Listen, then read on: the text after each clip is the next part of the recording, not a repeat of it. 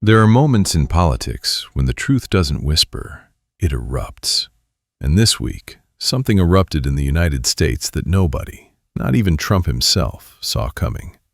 For months, Americans were told that tariffs on Canada would make their country stronger, cheaper, safer, more independent. They were told that punishing Canada was the key to restoring American power. They were told this pain would only hit Canadians. But suddenly, the people crying out in frustration weren't Canadians at all. They were Americans. And not just any Americans. Governors, lawmakers, business giants, and even Trump's own allies.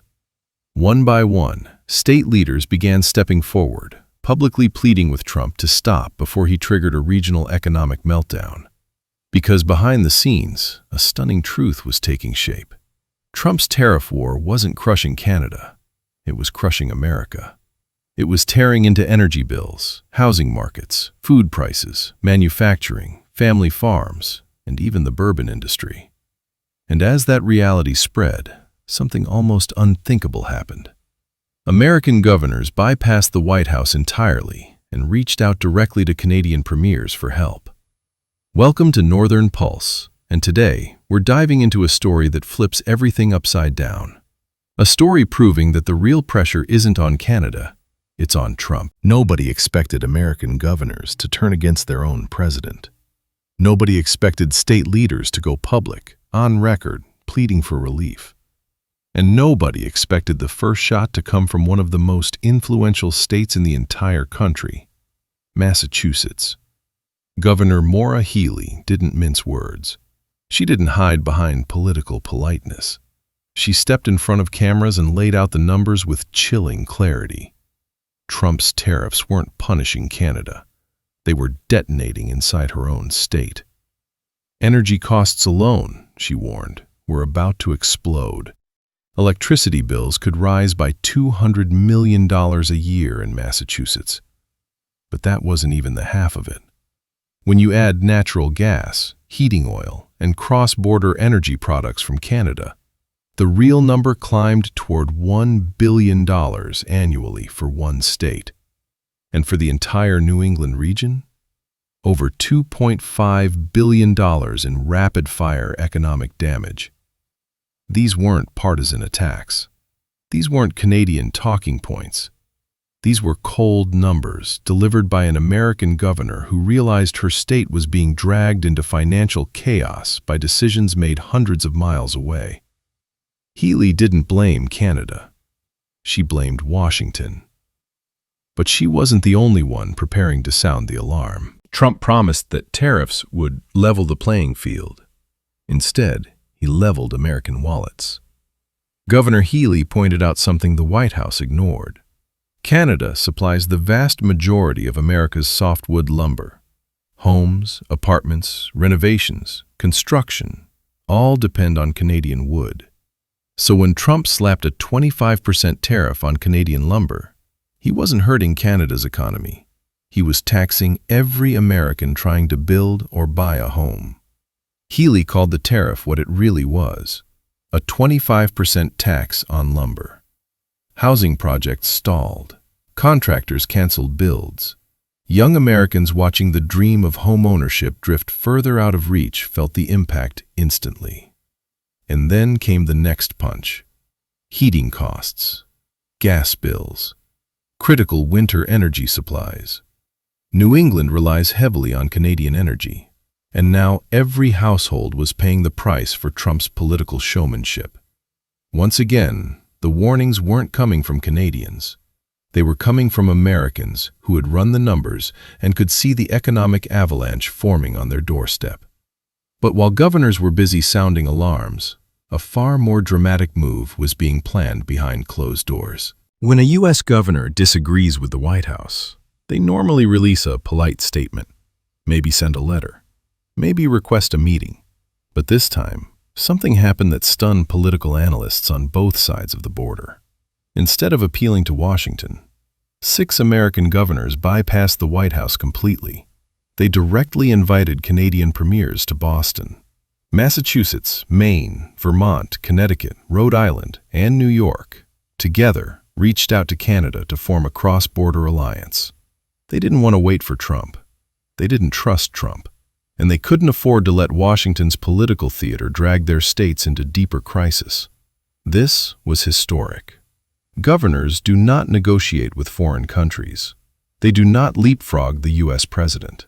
And yet, here they were. Canadian premiers, we need to talk. They wanted cooperation, coordination, strategic planning, a way to protect their states from Washington's chaos. It was a diplomatic earthquake, one that signaled a breakdown of unity inside the U.S. political system. And if governors were rebelling, the next group to revolt would shock Trump even more. When Trump heard Democratic governors complaining, he shrugged it off as politics. But then, the wall cracked from the inside. The Senate took a vote to block Trump's tariffs, and 4 Republican senators broke ranks. Susan Collins, Maine; Lisa Murkowski, Alaska; Rand Paul, Kentucky; Mitch McConnell, Kentucky. McConnell was the political earthquake.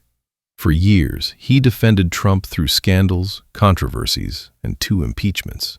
But this time, he couldn't do it. Kentucky was bleeding. The state is home to 70,000 family farms and produces 95% of the world's bourbon. Canada's countermeasures were hitting both industries hard. Farmers couldn't sell their crops. Distillers couldn't move their bourbon. Retaliation from Canada was landing directly on Kentucky's economy. Rand Paul took it even further. He stood in front of reporters and said, "Tariffs on Canada will threaten us with a recession. This is a tax on the American people." This wasn't political messaging. This was a warning from inside Trump's own Republican base. And just when Trump thought he'd contained the rebellion, America's powerful business giants entered the battlefield. The next blow came from a force Trump couldn't ignore: corporate America. The U.S. Chamber of Commerce, one of the most influential business organizations in the world, publicly announced its opposition to Trump's tariffs. They weren't alone. Retailers, manufacturers, agricultural groups, and major unions joined the revolt. Every sector was sounding the same alarm. Tariffs are taxes paid by Americans, not Canada. The numbers backed them up. According to the Tax Foundation, Trump's tariff policies amounted to a $1,200 annual tax increase for every U.S. household. Families paid more for groceries, clothing, phones, housing materials, electricity, heating, everything. Instead of lowering costs, Trump had raised them. Instead of strengthening America, he had weakened its own consumers. And those rising bills were turning into rising anger. But while America's internal conflict grew, something even more significant was happening north of the border. While Trump attacked with loud declarations, Canada responded with precision, calm, strategy.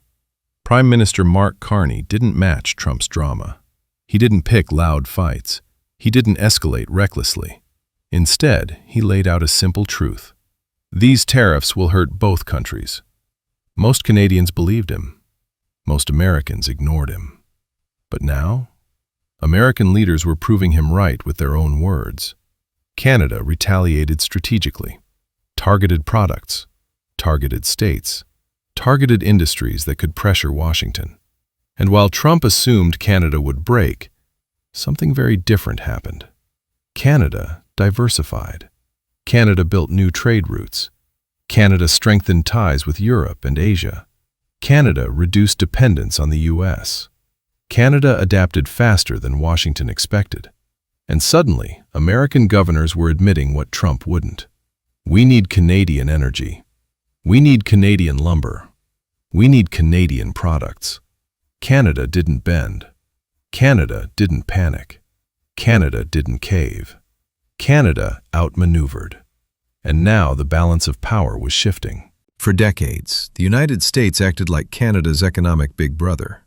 The country with the leverage, the country with the influence, the country with enough power to force outcomes simply by threatening pressure. But the tariff conflict flipped that relationship upside down. While Trump doubled down on threats, Canada doubled down on resilience. Instead of waiting for Washington to calm down, Canada rebuilt its economic foundation in a way that would permanently reduce U.S. leverage. Carney focused on long-term independence, domestic manufacturing, renewable energy, stable trade alliances, stronger partnerships outside North America. And the world noticed. European industries turned to Canada for reliable energy after years of volatility from elsewhere. Asian markets expanded their imports from Canadian producers. Foreign investors recognized Canada as a nation unwilling to surrender its sovereignty, even under direct pressure from a global superpower. Meanwhile, the United States was experiencing the opposite. Governors were fighting the president. Senators were fighting their own party. American companies were warning of price spikes. State economies were suffering. A fractured alliance was emerging between Washington and the very people it was supposed to support. In that chaos, something symbolic happened. For the first time in modern history, American states were the ones reaching out to Canada for cooperation, not the other way around. 6 governors weren't pleading with Trump for change. They were bypassing him and appealing directly to the Canadian government. That moment wasn't just diplomatic. It was psychological. It signaled a shift in respect and necessity. A shift where the U.S. recognized, even if it didn't admit it publicly, that Canada wasn't just a junior partner. Canada was essential. And as American households faced steeper bills and American businesses warned of deeper trouble, Canada stood exactly where Carney expected: firm, stable, and prepared. But the final chapter of this tariff war reveals the biggest twist of all. When Trump launched this tariff war, he imagined Canada would fold under pressure. He imagined fear would break Canada's resolve. He imagined that by tightening the economic screws, he could force concessions and reshape the cross-border relationship in America's favor. But that didn't happen. Instead, the reverse happened. Trump now faces rebellion inside his own country. His governors want out. His senators want distance. His business community wants stability.